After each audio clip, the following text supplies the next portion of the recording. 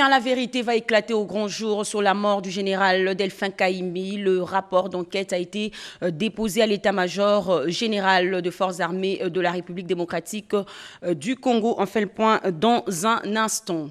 Et puis, viol sur mineur à Issiro, nous sommes dans le Haut-Ouélé.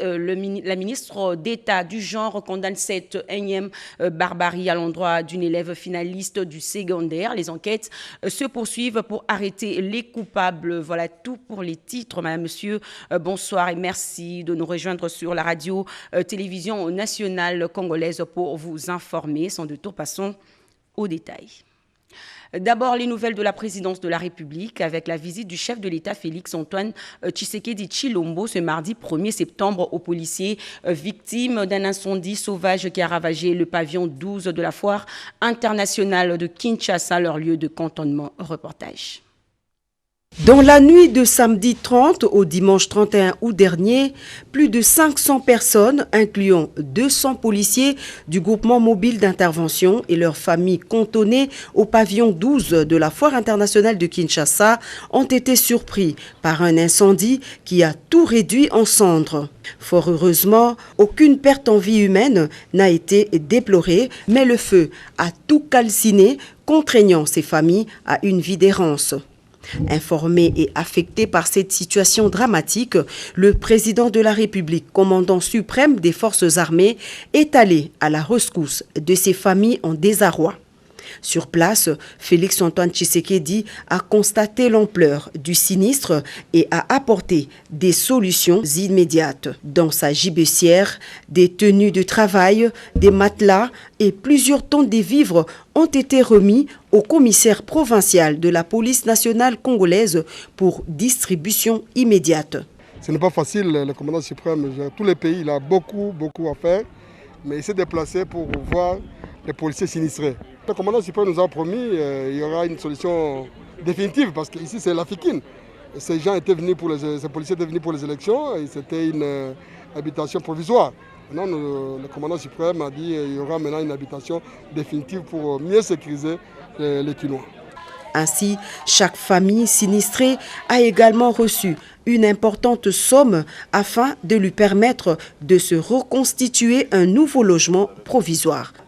En outre, le chef de l'État a pris l'engagement de délocaliser ces familles des policiers vers un autre campement en construction. Les policiers bénéficiaires et leurs dépendants ont salué la sollicitude et le pragmatisme du chef de l'État, Félix Antoine Tshisekedi, toujours à l'écoute de son peuple. Près de 600 policiers du GMI formés dans le cadre de la sécurisation du processus électoral et leurs familles sont cantonnés ici à la Fikine en attendant leur affectation sur un autre site de la capitale. Comme annoncé tantôt, les résultats de l'enquête sur les circonstances de la mort tragique du général Delphin Kaimbi sont connus. Les conclusions du rapport d'enquête sur cette disparition ont été présentées au chef d'état-major des FRDC. Nous écoutons le porte-parole des forces armées de la République démocratique du Congo, le général Léon Richard Kassonga. Au Mont-Galima, au quartier général des forces armées de la République démocratique du Congo ce matin, une réunion restreinte du haut commandement militaire. De quoi a-t-il été question? Consécutivement au communiqué du 28 février 2020 annonçant la disparition inopinée du général-major Kaimbi Kasake Delphin, matricule 16 99 66 14 32 78, alors sous-chef d'état-major en charge du renseignement, le haut commandement militaire annonce à la communauté tant nationale qu'internationale, ainsi qu'à la grande famille des forces armées de la République démocratique du Congo, que la commission ad hoc chargée d'enquêter sur cette douloureuse disparition vient de rendre ce 1er septembre 2020 le rapport au chef d'état-major général des forces armées de la République démocratique du Congo.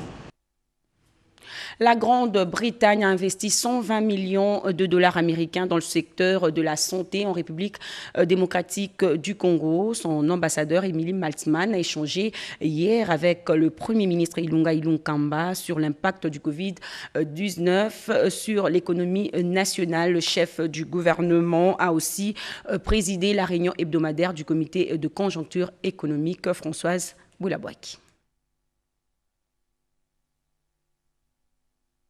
Le pacte de stabilité du cadre macroéconomique donne ses premiers résultats.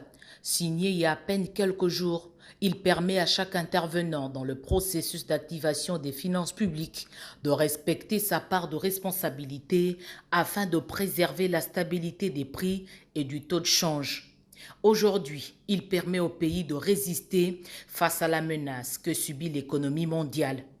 Nous avons noté que les efforts que le gouvernement fournit avec l'accompagnement de la Banque centrale du Congo depuis qu'on a signé le pacte de stabilité donnent quand même de bons résultats. Parce qu'on a noté la décélération du rythme des prix, de formation des prix, en même temps que le taux de change qui n'a pas bougé pratiquement. C'est qui est une bonne chose. Et le Premier ministre nous a engagés à poursuivre ces efforts. Il nous faut continuer avec les efforts de stabilisation qui sont certes contraignantes, mais il le faut bien. La réunion du comité de conjoncture économique tenue ce mardi 1er septembre 2020 sous la direction du Premier ministre Ilunga Ilunkamba a aussi noté que le cuivre se négocie à $6 000 la tonne métrique, ce qui représente une légère augmentation. Par contre, le cobalt se situe à plus de $33 000 américains et l'or continue à bien se comporter sur le marché mondial. Avec l'ambassadrice de la Grande-Bretagne en RDC, Emily Maltman, c'est un premier contact avec le chef du gouvernement congolais. Les deux personnalités ont discuté autour des impacts du Covid-19 sur l'économie nationale et sur les ménages des Congolais. Donc, dans le secteur santé, nous avons un programme qui était conçu il y a plusieurs années, il y a 6-7 années, qui va continuer. Et c'est un appui au niveau des secteurs de santé dans plusieurs provinces au Congo. Mais nous avons ajouté de l'argent dans notre programme d'aide humanitaire pour répondre à la situation Covid et aussi une aide particulière pour la ville de Kinshasa. Londres et Kinshasa travaillent pour augmenter le nombre d'entreprises britanniques en RDC. L'assainissement du climat des affaires est un préalable. Le Premier ministre Ilunga Ilunkamba a également confirmé la participation de la RDC l'année prochaine à la conférence des partis à Londres.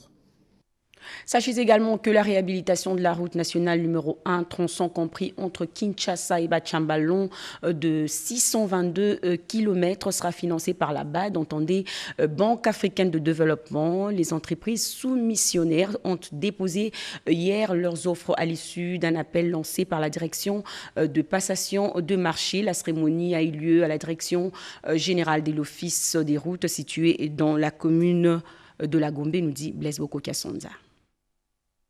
Après l'achat d'appels d'offres par 58 entreprises, 27 seulement ont déposé leurs offres à l'issue de l'appel d'offres lancé le 30 juin dernier. Elles souhaitent offrir leurs services pour la réhabilitation des 622 km sur la route nationale numéro 1 partant de Kinshasa jusqu'à Bachamba. Nous sommes dans la province du Kulu. 622 km est reparti en 4 lots. Chaque entreprise a proposé son prix et sa garantie de soumission auprès d'une banque contractée, même si les dénominateurs communs restent la durée des travaux prévus pour 18 mois. Le gré à gré appartient donc à l'histoire. Le directeur général de l'Office des routes veille au bon grain sur le respect des passations de marché. L'un de ses collaborateurs explique le bien fondé de cette opération. Aujourd'hui, au plus tard 10h30, nous allons réceptionner les offres et immédiatement après, nous allons procéder à l'ouverture de ces offres-là pour permettre leur évaluation et la procédure va se poursuivre. Donc aujourd'hui, là, nous sommes en train de réceptionner les offres, d'enregistrer les candidats et tout à l'heure, on va procéder à l'ouverture des offres. La durée de l'examen des dossiers soumis est de 15 à 21 jours. Cela pourrait bouger en fonction du volume de travail. Une entreprise soumissionnaire peut gagner plus d'un lot si seulement si elle réunit les conditions prévues dans l'appel d'offres et la réponse à chacune d'elles sera donnée par voie administrative. Mais au-delà de la réhabilitation de cette route élargie aux ouvrages connexes sur financement de la BAD, C'est aussi un avantage pour l'utilisation de la main-d'œuvre locale afin de lutter contre le chômage dans cette partie du territoire national. Le quartier Zamba Télécom, nous sommes dans la commune de Mongafula en proie à des têtes d'érosion. La population de ce coin en appelle les autorités compétentes pour que des solutions soient trouvées, éviter la disparition de cette entité, Dylan Kayuma. Des têtes d'érosion, chaque jour qui passe, prennent de plus en plus de proportions inquiétantes. Ici au quartier Zamba Télécom, entité administrative située presque à 1 kilomètre du célèbre marché Matadi Kibala, nous sommes dans la commune de Mongafula. Dame la pluie qui annonce déjà ses couleurs risque d'empirer la situation. Sur les terrains, c'est la panique générale dans les chefs des habitants. Au maximum, 10 000 maisons sont menacées par ces têtes d'érosion, sans compter les écoles et les hôpitaux qui risquent de disparaître. L'eau et l'électricité inexistantes, tuyauteries et câbles ont été emportés par ces monstres d'érosion. Et la population paye les frais en parcourant des longs trajets à la recherche de l'eau potable. Zamba Télécom, un quartier abandonné par les autorités. Ça fait déjà plus de 5 ans, plus de 3 ans, je peux même dire, que l'érosion ici continue à faire les dégâts, à faire couler les maisons. Et bientôt, ça va arriver sur la route nationale. On se demande quel péché que la population de Zamba Télécom a commis pour qu'ils ne trouvent pas gain de cause dans leur plaie. Hormis le problème érosif, le quartier Zamba Télécom est confronté également à l'enclavement. Toutes ces artères devant faciliter la mobilité des citoyens vers les communes environnantes sont en état de délabrement, notamment l'avenue qui les relie à Kinsuka-Pompage. Nous avons des mamans maraîchères ici qui souffrent pour transporter leurs légumes pour aller les revendre. Le coût de transport a augmenté totalement. Là où on payait 500 francs de Zamba Télécom jusqu'à Matadi Kibala, aujourd'hui il faut compter 3 000 francs, aller-retour c'est 6 000 francs. Et qu'est-ce que nous avons fait pour que nous puissions subir de telles situations, de tels traitements? Nous avons élu actuellement le Fati, nous l'avons élu massivement, mais on ne comprend pas. Toutes les personnes qui viennent ici, les autorités qui arrivent ici, Gentilin Ngobila était ici, le conseiller David était ici, le ministre de l'Affaires humanitaires était ici. Ils ont promis des solutions, mais il n'y a pas toujours de solutions. Recroquevillé, isolé du reste de Kinshasa, face aux multiples problèmes, Zamba Télécom fixe le regard triste sur le chef de l'État, Félix-Antoine Tshisekedi Tshilombo, seul capable de décanter la situation. Rapatriement des restes du corps de Patrice Emery Lumumba, l'association Lisanga Lumumba, de concert avec les membres de famille, sollicite l'implication de la RDC. Un point de presse a été organisé à ces sujets, nous dit Oscar Mbalkaïch. Depuis la disparition du tout premier ministre congolais Patrice Emery Lumumba, dans des circonstances tragiques, des voix s'élèvent pour réclamer les rapatriements de restes de son corps. Des pourparlers ont été entamés entre le Royaume de Belgique à travers son ambassade en RDC et l'association Lisanga Lumumba qui a organisé ce point de presse pour fixer l'opinion. Ce que nous pouvons dire au roi, de la même manière il a eu le courage de s'excuser, qu'il ait le même courage pour nous restituer le corps de nos 3 héros, ce que je peux dire. Voilà pourquoi nous demandons aux dirigeants de s'impliquer dans ces démarches en tant que peuple, pas en tant qu'autorité. Un mémorandum a été déposé lundi 31 août 2020 à l'ambassade du Royaume de Belgique à Kinshasa. C'était par rapport à notre démarche qui a commencé depuis 2017. À un certain moment, on nous avait dit que non, nous devons attendre les nouveaux ambassadeurs. Voilà pourquoi nous sommes encore revenus ici pour déposer notre mémo auprès de l'ambassadeur. Mémo reçu par les officiels belges en poste dans la capitale congolaise. Par l'environnement, le comité de pilotage du projet d'appui aux communautés dépendantes de la forêt en RDC a tenu sa 9e session. C'était pour évaluer l'état d'avancement de ce projet qui s'inscrit dans le cadre du programme d'investissement forestier de la République démocratique du Congo, Dada Chabani. La gestion durable des forêts de la République démocratique du Congo et de l'écosystème est un catalyseur de la croissance économique et de la protection de l'environnement. Pour permettre aux communautés dépendantes des forêts de bénéficier de la bonne conservation des paysages forestiers, il est impérieux de développer les activités de production forestière des peuples autochtones. Le projet d'appui aux communautés dépendantes des forêts mis sur pied dans le cadre du projet d'investissement forestier exécuté par Caritas avec l'appui financier de la Banque mondiale s'inscrit dans cette optique. Il permet de renforcer les capacités des peuples autochtones et des communautés locales des 19 territoires du pays à favoriser leur engagement et leur participation dans les activités des RED+, liées à la gestion des forêts et des terres afin d'en bénéficier mieux. Le comité de pilotage de ce projet a tenu sa 9e session. C'était une opportunité pour l'experte nationale de suivi et évaluation des sauvegardes des forêts nationales des RED+, de faire le point de l'état d'avancement de ce projet, les résultats atteints et ses perspectives. Pour sa part, le président de la Ligue nationale des associations autochtones des Pygmées du Congo a salué la mise en œuvre de ce projet, qui va promouvoir notamment les droits fonciers des peuples autochtones.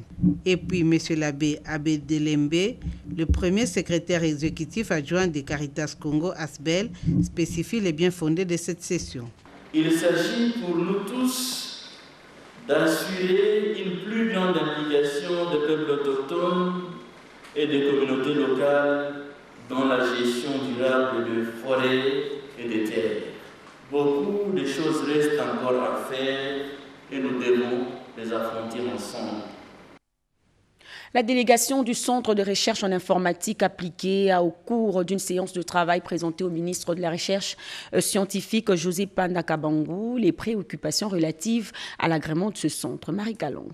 Tenu à rencontrer le ministre de la Recherche scientifique et Innovation technologique pour lui soumettre les préoccupations relatives à l'agrément du Centre de recherche en informatique appliquée et lui présenter une série d'applications numériques mises au point par ce centre. La délégation des responsables de ce centre a, au cours de cette réunion, montré au patron de la recherche scientifique et innovation technologique, José Pandakabangu, les avantages de ces applications, une innovation purement congolaise capable de révolutionner le fonctionnement de l'entreprise dans le fisc, l'enseignement, les dossiers médicaux et autres. Ce sont des applications qu'on ne trouve nulle part au monde.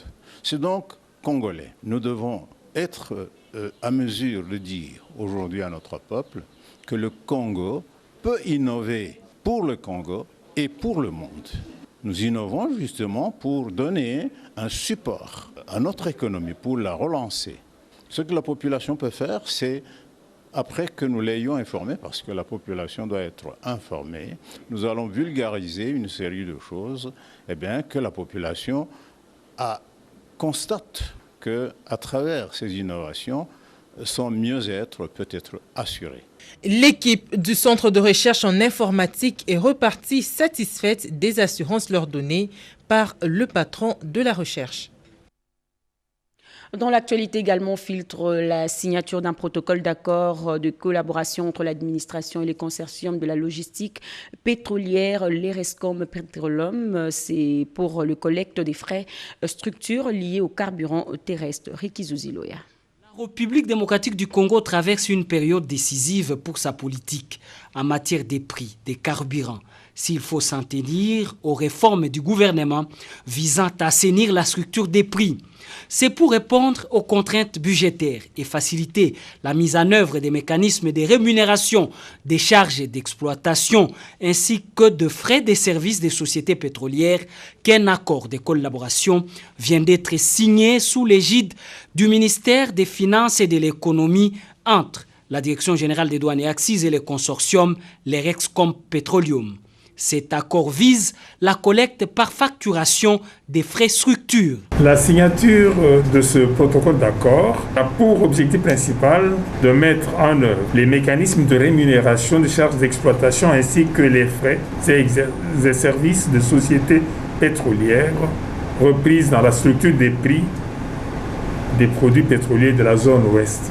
C'est donc en raison de son rôle principal aux frontières que la DGDA a été saisie. Outre les avantages d'ordre financier, ce cadre, premier du genre, pose les jalons de la traçabilité et la grande visibilité des produits pétroliers qui circulent par voie officielle en RDC. Ici, nous rassurons non seulement la facturation, mais aussi le recouvrement et qui encore ira plus loin pour l'État, qui va donner une certitude et une grande visibilité dans le volume de produits pétroliers qui circulent par la voie officielle. Ce partenariat public-privé a été salué à sa juste valeur avec la reconnaissance des tâches accomplies par les experts des deux parties. La stabilité des prix du carburant terrestre étant démise.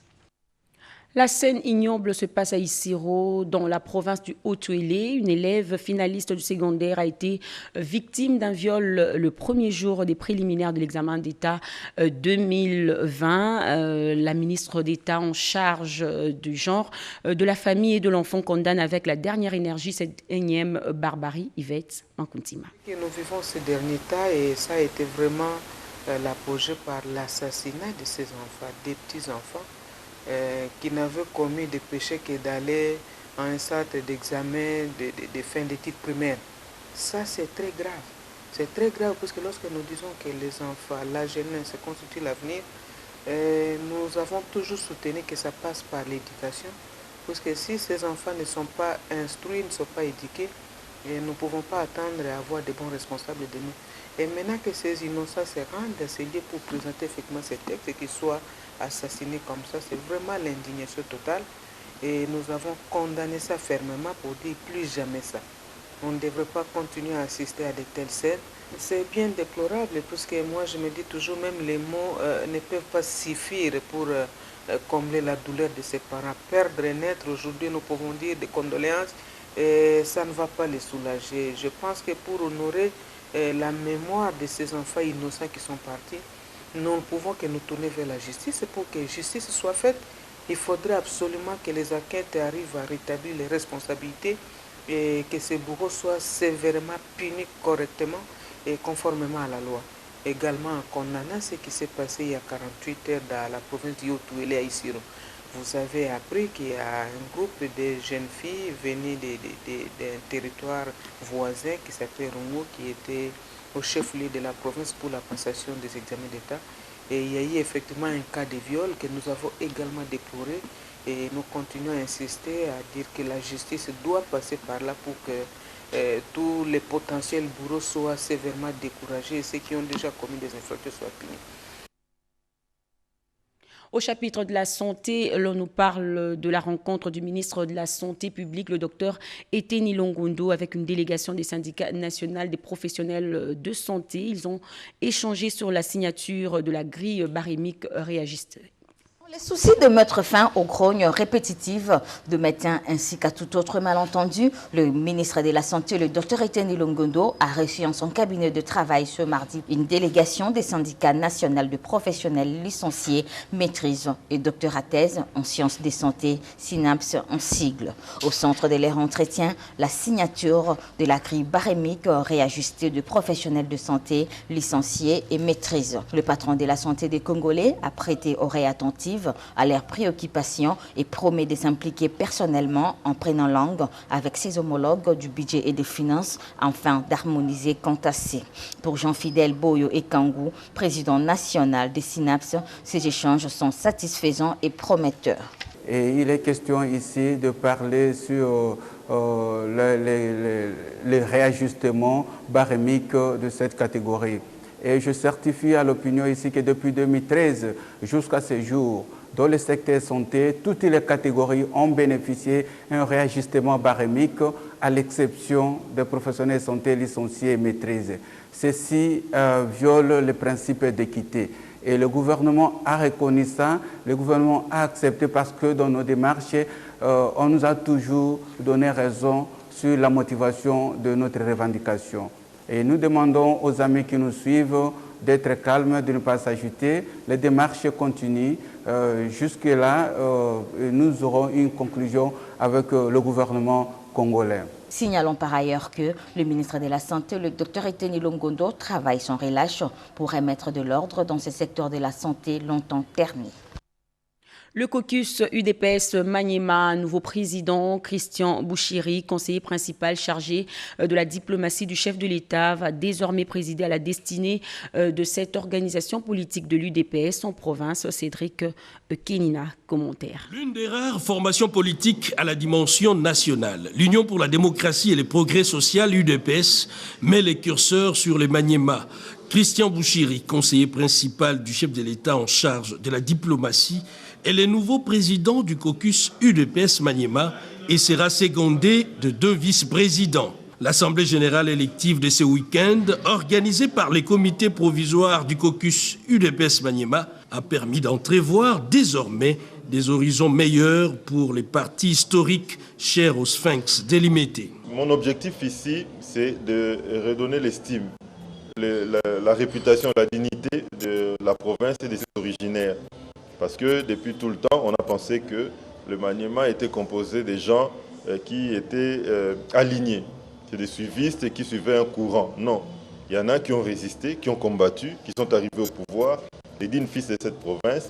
Et donc je crois que l'heure est venue pour qu'on puisse découvrir les qualités, beaucoup de qualités qu'il y a dans cette province et que cette province soit représentée à sa juste valeur. Voilà pourquoi aujourd'hui j'estime que le moment est venu pour que la province puisse exister politiquement. Je lance un appel pressant aux fils et aux filles du Maniema, de l'opposition à l'époque, aujourd'hui au pouvoir, UDPS, CACH, de se réunir, de se retrouver ici autour de nous pour créer un nouveau leadership, une nouvelle vision pour pouvoir aider la province à se développer. Les Maniema, espace géographique potentiellement riche, non pas seulement en minerais, mais aussi en ressources humaines, en termes de compétences, serait un acquis indéniable dans la matérialisation de la vision du chef de l'État, Félix-Antoine Tshisekedi. L'actualité, c'est aussi cet appel au changement de mentalité en faveur de la paix en RDC, appel lancé par le coordonnateur adjoint de la coordination pour le changement de mentalité, Jacques Kambala.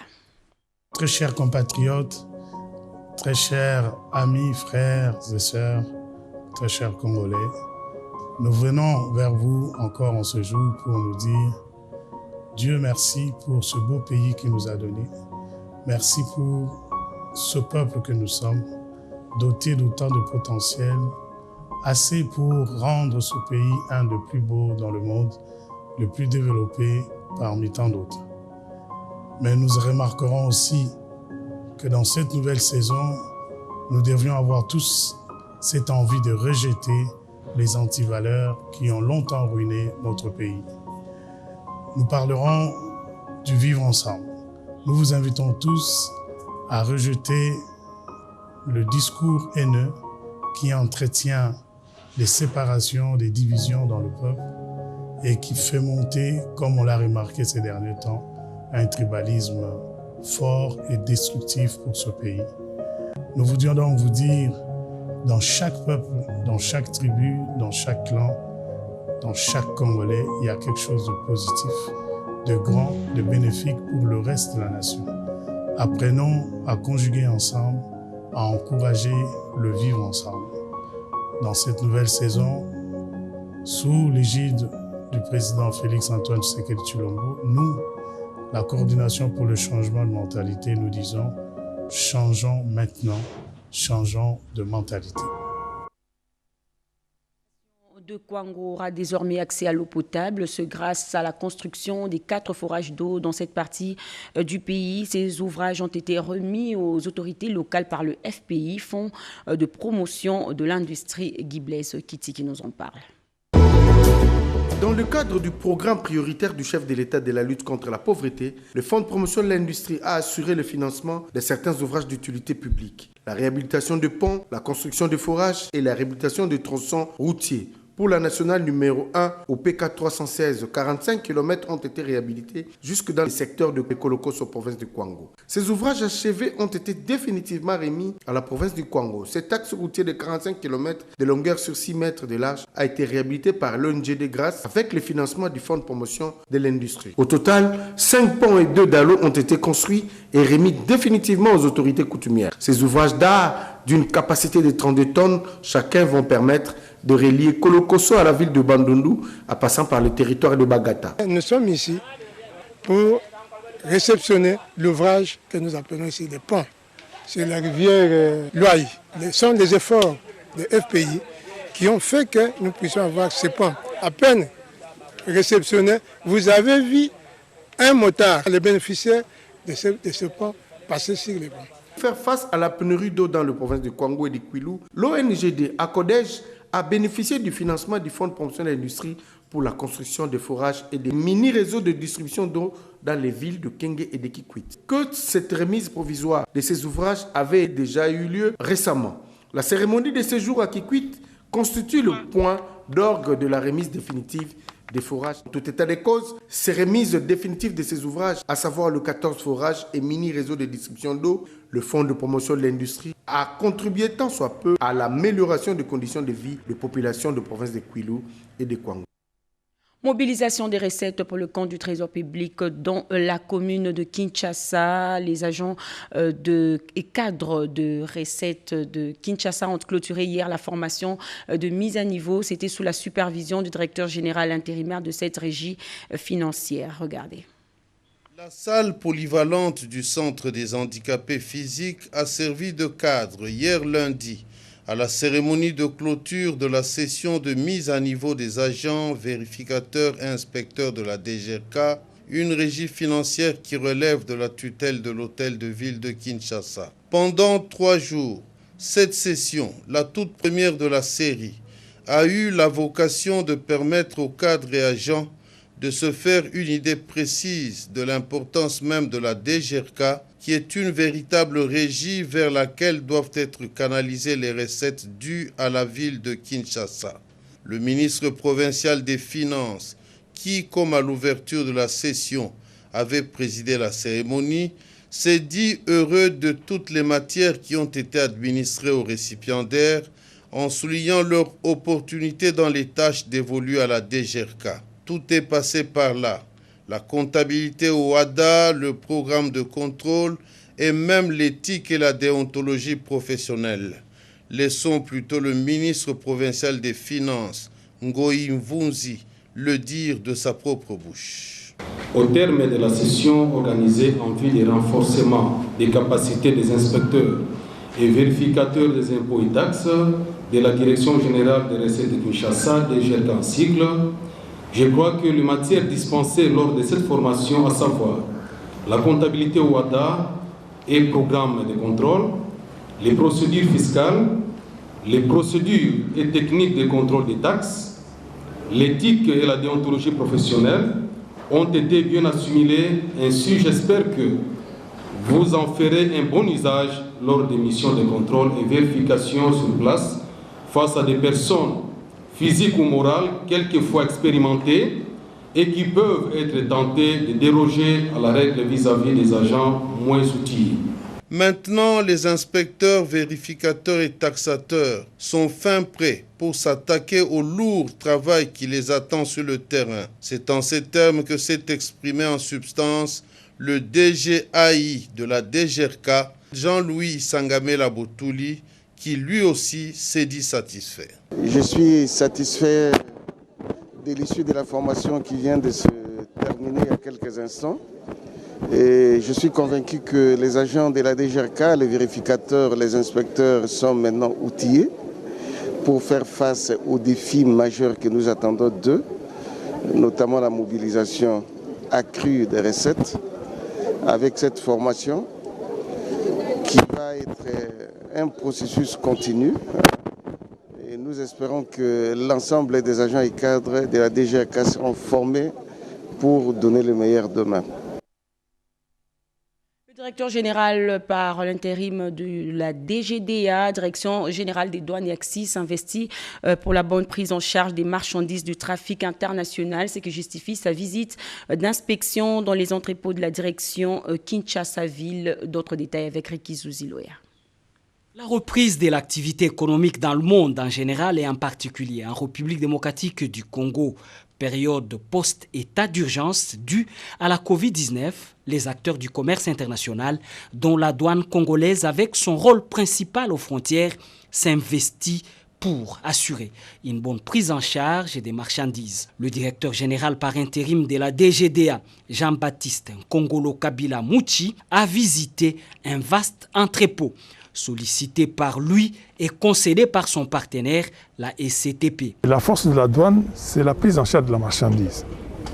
Ici, aujourd'hui, nous avions toujours des difficultés pour pouvoir accueillir les marchandises, les mettre quelque part en vue de permettre aux agents et usagers de la douane de se mettre et de pouvoir évaluer correctement la marchandise. L'emplacement ou les locaux qui nous ont été présentés suffisent amplement pour pouvoir exercer au mieux nos activités. Ces installations sont plus qu'une aubaine pour la Direction générale des douanes et accises qui va assurer une meilleure exploitation en import-export. Peu avant, une visite similaire a été effectuée par le patron de la douane congolaise aux installations de la direction de la DGDA Kinshasa-Ville, accompagné du directeur Pacifique Tamboué.